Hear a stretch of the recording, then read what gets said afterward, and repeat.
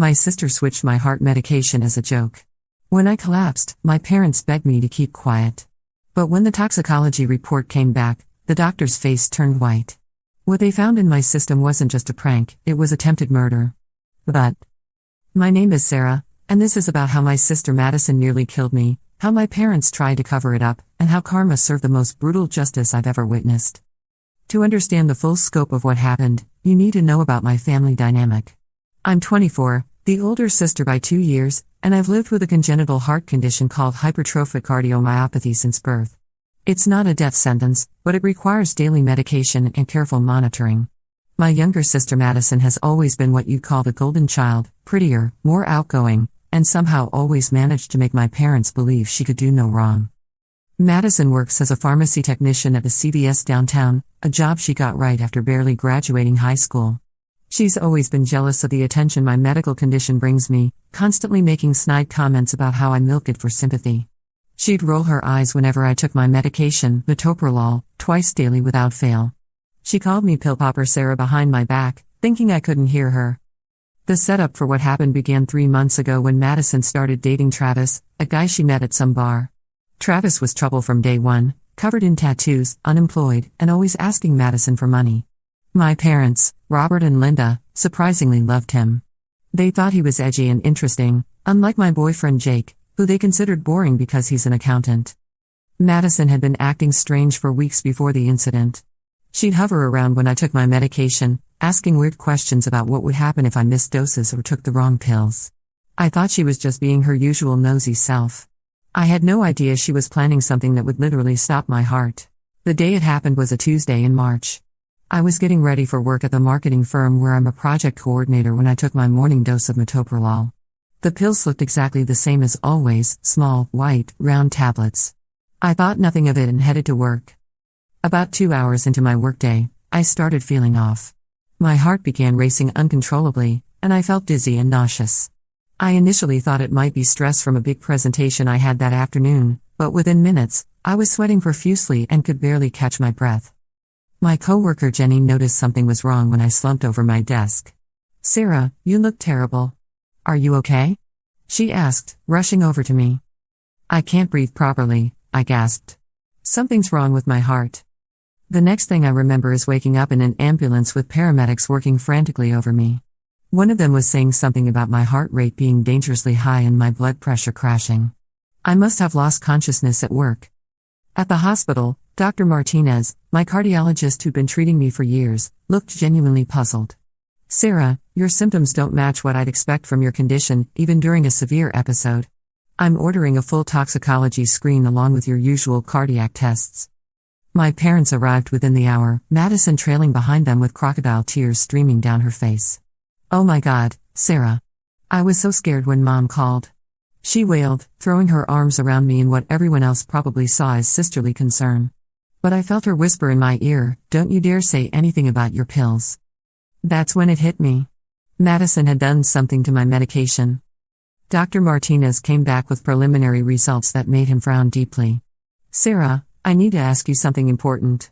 Have you taken any medications today other than your prescribed metoprolol?" "No," I said weakly. "Just my regular heart medication this morning." He exchanged glances with my parents and Madison, then asked to speak with them privately outside. Through the thin hospital walls, I could hear muffled arguing. My father's voice was the loudest. "This could ruin her future. She's just a kid who made a mistake." When they returned, my parents looked pale and Madison appeared to be genuinely panicking now.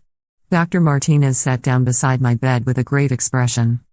"Sarah, the preliminary toxicology results show traces of Adderall in your system, specifically, a very high dose of dextroamphetamine. For someone with your heart condition, this combination could have been fatal. The interaction between the amphetamine and your cardiac medication caused your heart to go into what we call supraventricular tachycardia. You're lucky to be alive." Madison burst into tears. "It was just a prank. I didn't know it would actually hurt her. I just wanted to see if she'd notice the difference." My parents immediately went into damage control mode. My mother grabbed Madison's arm. "Madison, stop talking right now." She turned to me with pleading eyes. "Sarah, honey, Madison didn't mean any harm. She's young and stupid, but she's not malicious. Please don't make this bigger than it needs to be." My father chimed in, "Think about what this could do to her career, Sarah. She could lose her pharmacy license before she even gets fully certified. The family would be devastated if this got out." I was too weak and shocked to respond properly, but the implications were sinking in. My sister had deliberately switched my life-saving medication with powerful stimulants that could have killed me, and my parents wanted me to just forgive and forget. Dr. Martinez, however, was not having any of it. "I'm sorry, but I'm legally obligated to report this. Tampering with someone's prescription medication, especially in a case that resulted in hospitalization, is a serious crime. I have to involve the authorities."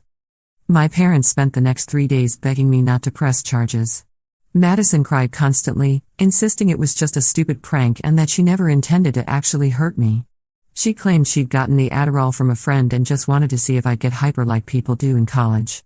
She swore she had no idea it could interact with my heart medication. I wanted to believe her. Despite everything, she was still my little sister. Maybe I could have forgiven her if she'd shown genuine remorse and understanding of what she'd done. But then Dr. Martinez called me with the full toxicology report results, and his tone was completely different. "Sarah, I need you to come in immediately. There's something very serious we need to discuss." When I arrived at his office the next morning, Dr. Martinez looked like he'd aged 10 years overnight. His usually calm demeanor was replaced with barely contained anger and concern. "Sarah, sit down." The complete toxicology results came back, and what we found goes far beyond a prank. He pulled out a thick file and opened it in front of me. The blood work shows not just Adderall, but a cocktail of substances that were clearly chosen to interact dangerously with your metoprolol. My blood ran cold. "What do you mean?" "We found traces of pseudoephedrine, caffeine pills, and phenylephrine, all stimulants that would amplify the dangerous cardiac effects when combined with your medication. This wasn't random pills thrown together. Someone researched what would create the most dangerous interaction with your specific heart condition." He pulled out printed pages that looked like internet search results. The police investigated Madison's computer and phone. They found extensive searches about drug interactions with metoprolol, specifically searches about what happens when heart patients take stimulants and how to cause heart attacks with medication. "Sarah, this wasn't a prank. This was a calculated attempt to cause you serious harm, possibly even to kill you." The room started spinning. My own sister had researched how to potentially kill me and then carried it out. Dr. Martinez continued, "There's more. The pharmacy where Madison works has security cameras. The police reviewed the footage and found recordings of her stealing the medications she used. She'd also accessed the pharmacy's drug interaction database multiple times to research the specific combinations. The computer logs show she spent hours researching the most dangerous possible combinations." I felt like I was going to be sick. But why? Why would she want to hurt me? The police found text messages between Madison and her boyfriend Travis. "I'm sorry, Sarah, but you need to know the truth."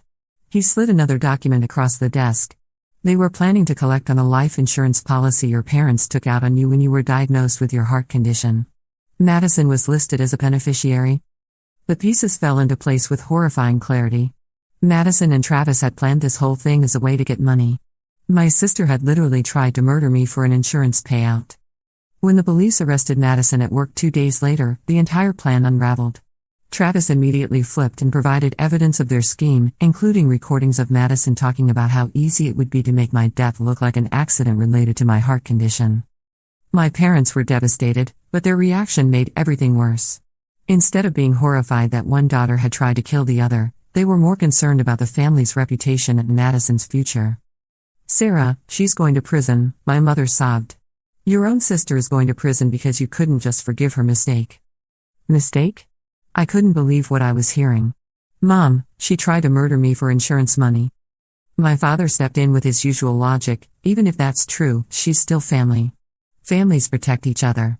You're alive, and that's what matters. Dragging this to the courts will destroy all of us." That's when I realized my parents would never truly have my back. Their golden child had attempted murder, and they still wanted me to be the one to make sacrifices. Before the trial even began, the media circus started.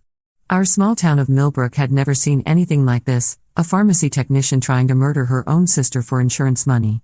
The local newspaper, the Millbrook Herald, ran front-page stories for weeks. The headline that still haunts me read, "Local woman poisoned by sister in insurance scheme." My life became a fishbowl overnight. Reporters camped outside my apartment, Coworkers whispered when they thought I couldn't hear, and strangers at the grocery store would stare and point. I had to take a leave of absence from work because the stress was affecting my heart condition, which meant I was stuck at home watching news coverage of my own near-death experience. The worst part was seeing Madison on the news during her perp walk. She had the audacity to look wounded and confused, as if she couldn't understand why everyone was making such a big deal about her mistake. Her booking photo showed her crying, and the caption reads something like "Tearful sister claims it was just a prank gone wrong." Jake was incredible during this time. He basically moved in to help take care of me and shield me from the media attention. He fielded phone calls from reporters, grocery shops so I wouldn't have to face the stares, and held me when I had panic attacks about taking my medication.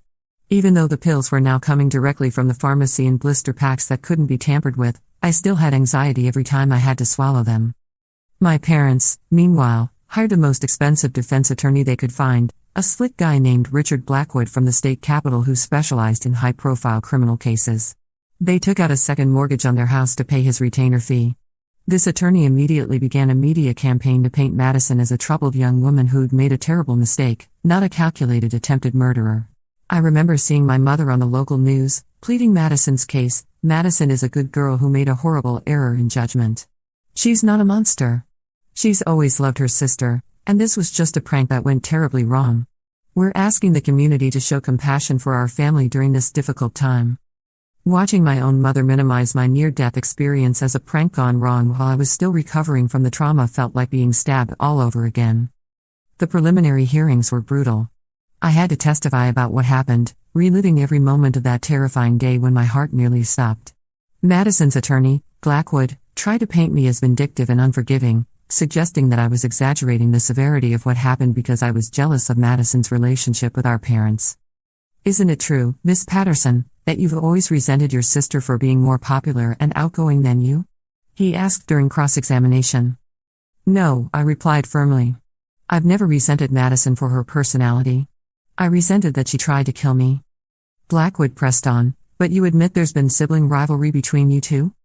"There's a difference between sibling rivalry and attempted murder, Mr. Blackwood." The prosecutor, District Attorney Rebecca Chen, was fantastic.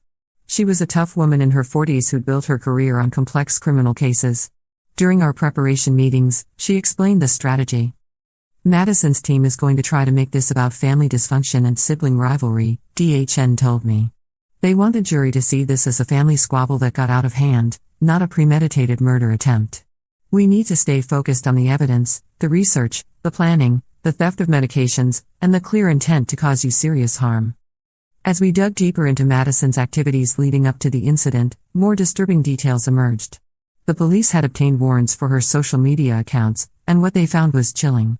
She'd been posting cryptic messages on Instagram and Facebook for months before the attack, things like "some people don't appreciate what they have until it's gone and karma has a way of evening things out." More troubling were her private messages with Travis. In addition to discussing the insurance money, they'd also talked about what they would do with their lives once I was out of the picture. Travis had sent Madison links to apartments they could rent together, vacation destinations they could visit, and even engagement rings he wanted to buy her with the insurance payout. One text message exchange particularly stood out. "Madison, are you sure this will work? What if she survives?" "Travis, baby, trust me. With her heart thing, even if she doesn't die, she'll probably have brain damage from the oxygen loss. Either way, she won't be a problem anymore. Madison, I just want her gone. I'm so tired of everything being about Sarah and her stupid heart. When we get the money, it'll finally be about us." These messages were read aloud in court, and I watched Madison's face crumble as she realized how damning her own words were. Her parents, my parents, sat in the gallery behind her, my mother weeping silently and my father staring straight ahead with a stone-cold expression. The trial lasted 8 months, but it felt like years. The evidence was overwhelming: the internet searches, the stolen medications, the text messages with Travis, and the security footage all painted a clear picture of premeditated attempted murder. Madison's defense attorney tried to argue it was just a prank gone wrong, but the prosecution's case was ironclad. During the trial, more disturbing details emerged. Madison had been slowly replacing my medication with placebos for weeks before the big event, testing to see how much she could get away with without me noticing.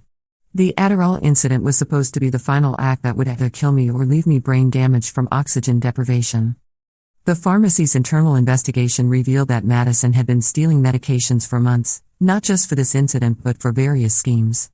They found evidence she'd been selling prescription drugs to college students, using her access to feed a small but profitable side business.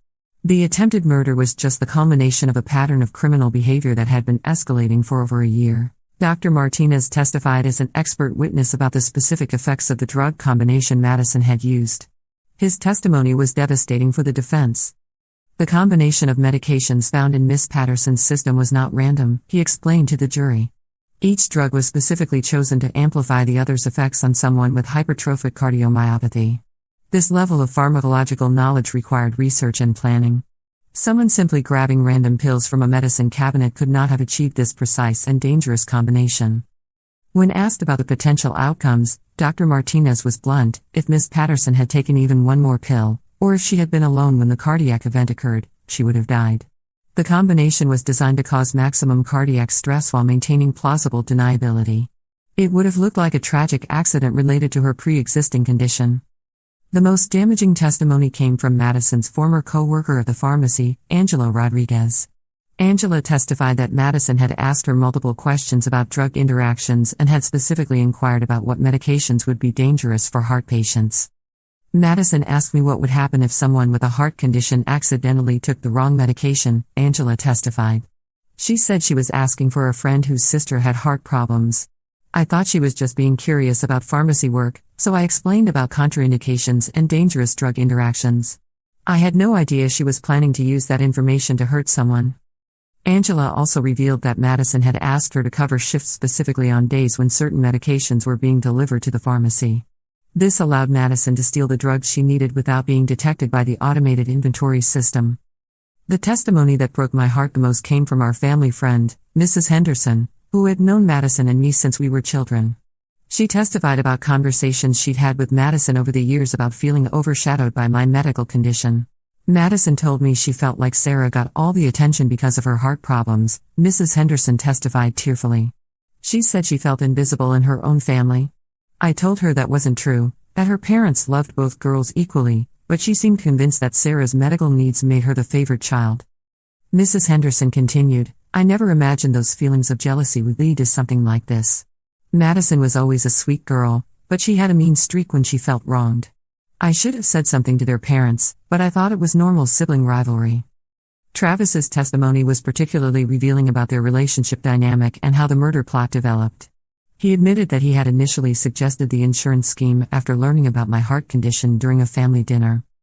Madison was complaining about how her parents spent so much money on Sarah's medical bills and how Sarah would probably inherit everything because of her condition. Travis testified on their immunity. I mentioned that life insurance pays out a lot for accidental deaths, and Madison got this look in her eyes like I'd just solved all her problems. Travis described how Madison became obsessed with the idea over several weeks. She researched my medication schedule, learned about my daily routines, and even tried to find out if I had any other medical conditions that could be exploited. She was meticulous about it, Travis continued. She made spreadsheets about drug interactions, timed how long it took paramedics to respond to different areas of town, and even researched which hospitals had the best cardiac units. She wanted to make sure that if Sarah survived, there wouldn't be any permanent evidence of what had happened. The prosecution also presented evidence of Madison's internet search history, which painted a picture of someone who had been planning this for months. Her searches included: how long before heart medication stops working, signs of accidental drug overdose, can autopsy detect switched medication, life insurance payout for accidental death versus natural death, best way to hide evidence of medication tampering. The defense tried to argue that these searches were just Madison being curious about my medical condition and trying to understand what I was going through.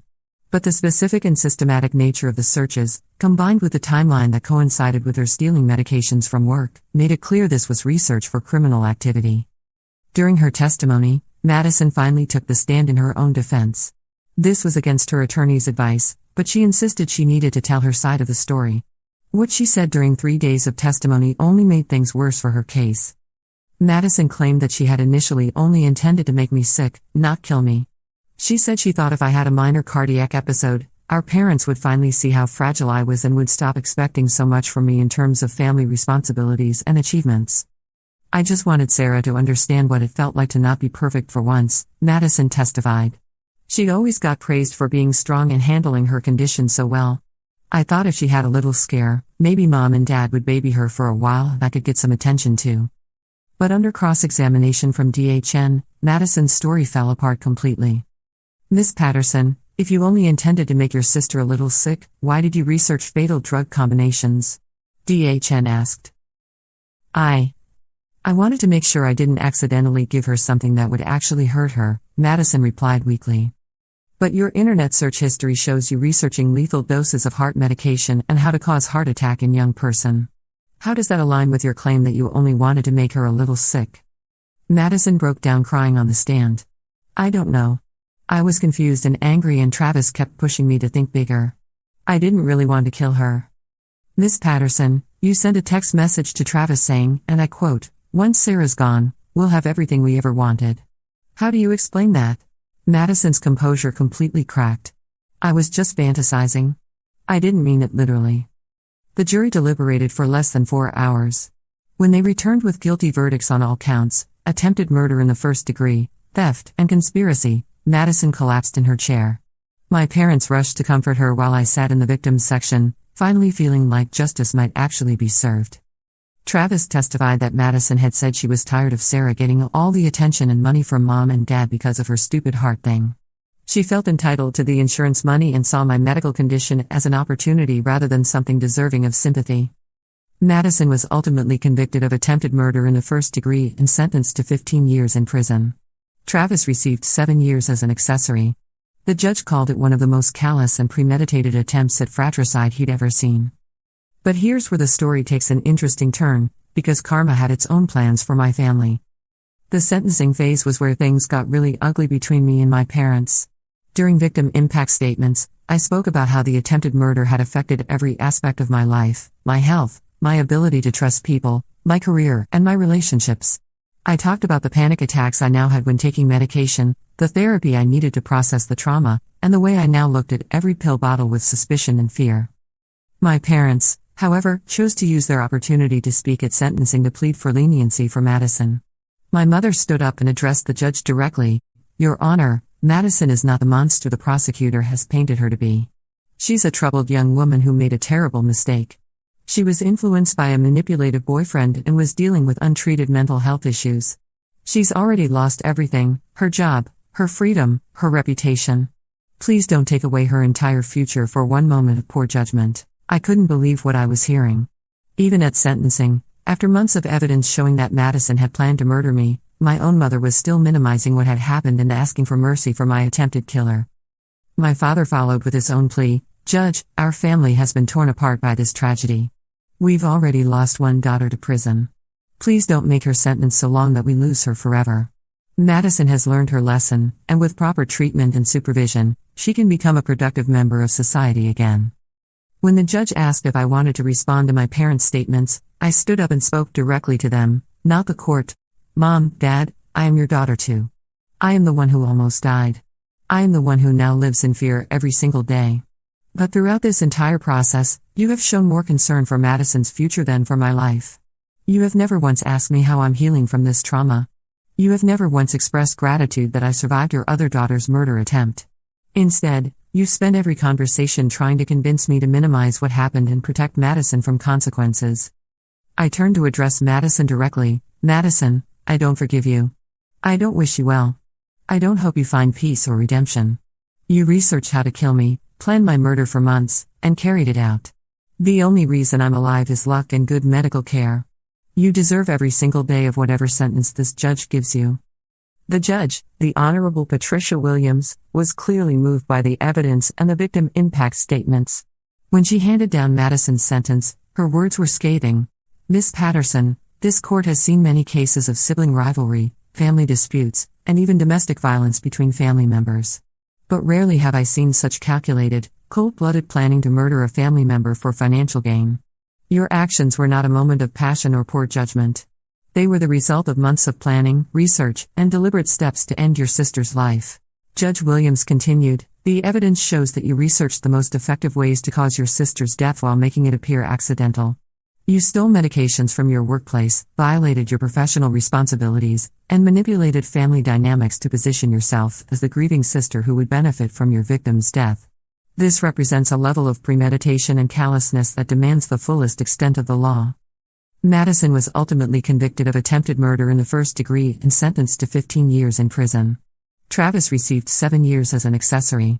The judge called it one of the most callous and premeditated attempts at fratricide he'd ever seen. The aftermath of the sentencing was when my relationship with my parents completely disintegrated. They were furious with me for not showing mercy during my victim impact statement and for not pleading with the judge for a lighter sentence for Madison. You could have asked for leniency, my mother said coldly as we left the courthouse. You could have told the judge that you forgave her and wanted her to get help instead of punishment. But you chose revenge instead. I chose justice, I replied. There's a difference. My father shook his head. We raised you better than this, Sarah. Family should forgive family. Did you raise Madison to murder family? I shot back. Because that's what she did. She didn't steal $20 or crash the car or get caught smoking weed. She tried to kill me. And you two have spent more time being angry at me for surviving than being angry at her for attempting murder. That was the last civil conversation I had with my parents for months. 6 months after Madison's sentencing, my parents were facing serious financial difficulties. The legal fees from her defense had drained their savings, and my father's business was struggling because of the negative publicity from the trial. Local news had covered the story extensively, and people in our small town weren't eager to do business with the family of an attempted murderer. My mother called me one evening, crying. Sarah, honey, we need help. The house is going into foreclosure, and your father's business is failing. We know we haven't been the best parents through this whole thing, but you're the only one who can help us now. I listened to her plead for financial assistance, explaining how they'd lost everything trying to save Madison. She wanted me to take out loans or use my savings to help them keep their house. Mom, I said calmly, Madison tried to kill me, and you both asked me to cover it up to protect her. You cared more about her reputation than my life. Why would you think I'd help you now? Because we're family, she cried. Family helps family. You're right, I replied. Family should help family. Where was that energy when your daughter was trying to murder me? I hung up and blocked their numbers. 2 months later, my parents lost their house. My father's business went bankrupt, and they had to move into a small apartment across town. The stress of everything caused my mother to have a nervous breakdown, and she was hospitalized for 3 weeks. During this time, I received a letter from Madison in prison. She was finally ready to apologize, not the fake tears and manipulation from before, but what seemed like genuine remorse. Sarah, the letter read, I know I can't undo what I did to you. I was jealous, stupid, and greedy. I let Travis convince me that you were the reason our parents never paid attention to me, and I believed that getting rid of you would solve all my problems. I see now how insane and evil that thinking was.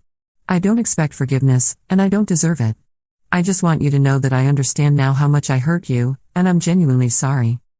The letter continued for 3 pages, detailing how prison had given her time to reflect on her actions and how she'd been seeing a therapist to understand her jealousy and resentment.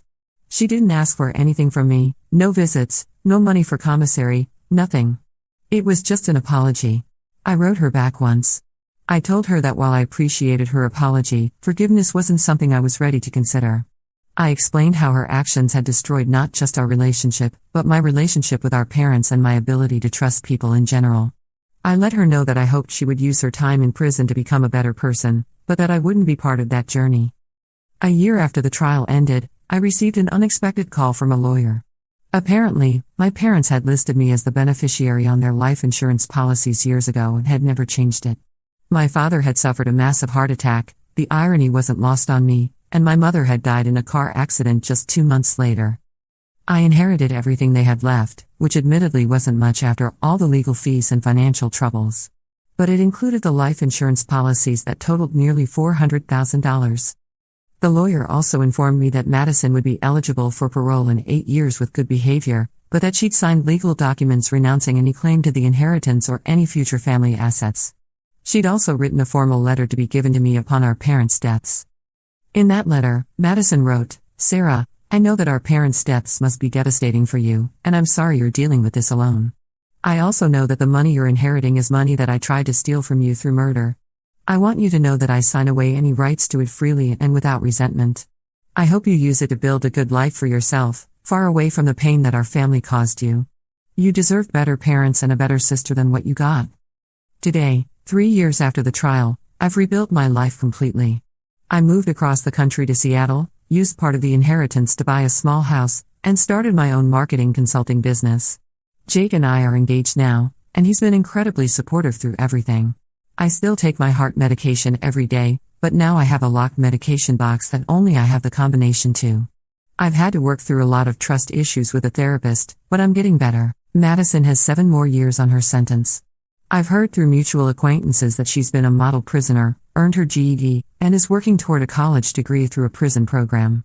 Part of me hopes she really has changed, but I have no intention of finding out personally. Sometimes people ask me if I feel guilty about not helping my parents when they were struggling financially, or if I regret not showing Madison more forgiveness. The answer is no on both counts. My parents chose to protect my attempted murderer over their victim. They valued Madison's future over my life and my safety. When the consequences of that choice came back to haunt them, I felt no obligation to shield them from those consequences. As for Madison, attempted murder isn't a mistake or a momentary lapse in judgment. It's a deliberate choice to value your own desires over another person's life. The fact that she's my sister doesn't change that or obligate me to forgive her. I've learned that family isn't about blood relations or shared genetics. It's about people who value your life and well-being, who protect you when you're vulnerable, and who celebrate your successes instead of resenting them. By that definition, Jake is more family to me than Madison or my parents ever were.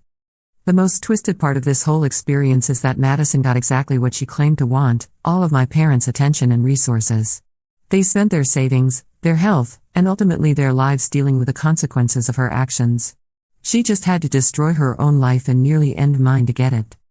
I don't know what the future holds, but I know it doesn't include the people who tried to kill me or the people who try to cover it up. Some bridges are meant to be burned, and some family ties are meant to be severed. 3 years later, I'm not the same person I was before Madison switched my pills. I'm harder, more cautious, and slower to trust. But I'm also stronger, more independent, and absolutely certain of my own worth. I know now that I don't have to accept mistreatment just because it comes from family, and I don't have to set myself on fire to keep other people warm. Madison wanted to see me disappear so she could take my place as the center of attention and the recipient of our parents' resources. Instead, she disappeared into prison. Our parents destroyed themselves trying to save her, and I inherited the life she thought she was entitled to. Sometimes the best revenge is just living well while the people who tried to destroy you face the natural consequences of their choices. Madison will spend the next 7 years thinking about how her jealousy and greed cost her everything, while I build the life she tried to steal from me. And honestly, that feels like justice to me.